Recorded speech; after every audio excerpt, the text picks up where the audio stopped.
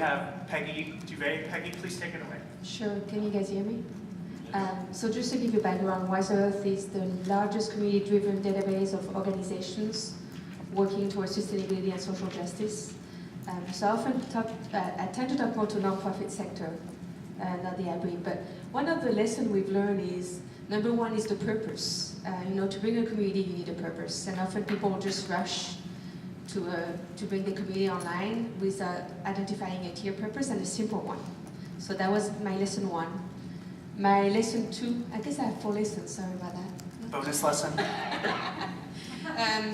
Barriers of entry can be very low, so we often tell our communities just experiment, measure, and adjust. Don't get stuck in big plans and spend a lot of money. Just really experiment and see what works and doesn't. Obviously, lesson 3 is about participation online.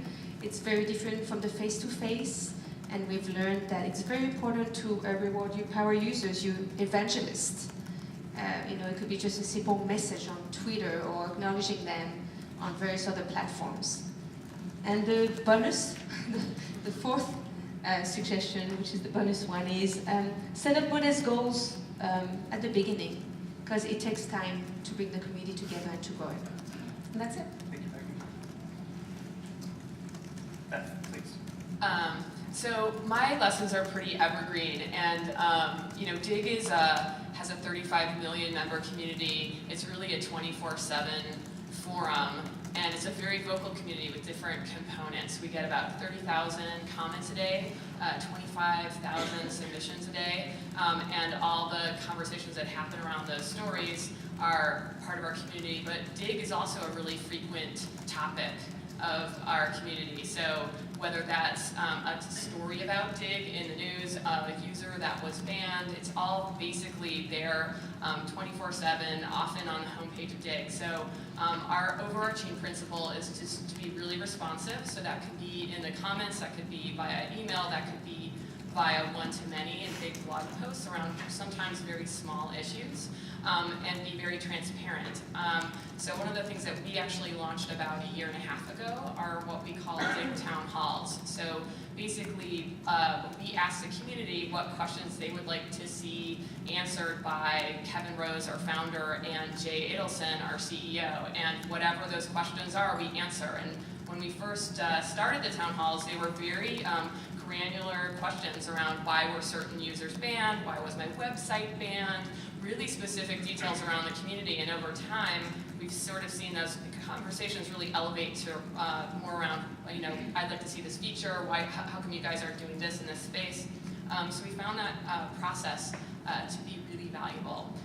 The second lesson is that, and this isn't an obvious one, is that your community extends beyond your website, but also that we try to invest in those other places where those conversations happen and where people interact with your brand or your product.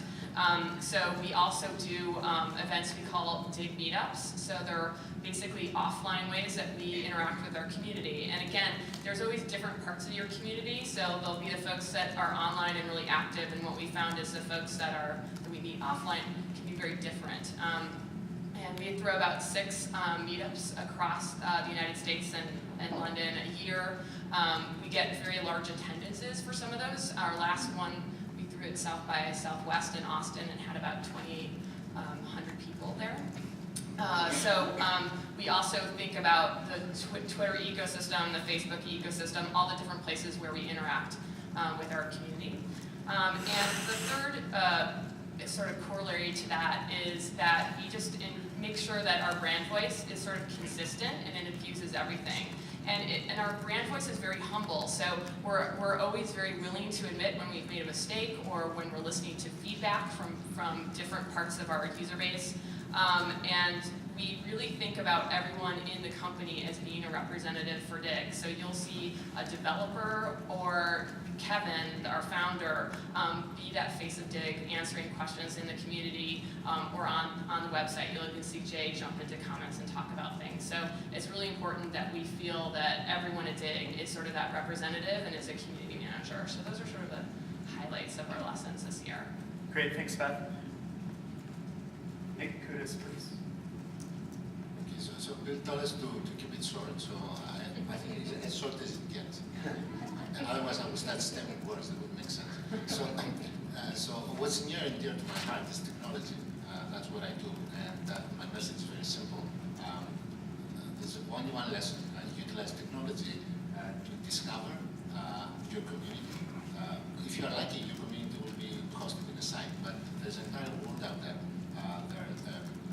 There are groups that are forming in an ad hoc way. So being able to understand exactly where is your community, where it's going, where it's heading, at any point in time is very important. So use technology to discover the people that you should be talking to.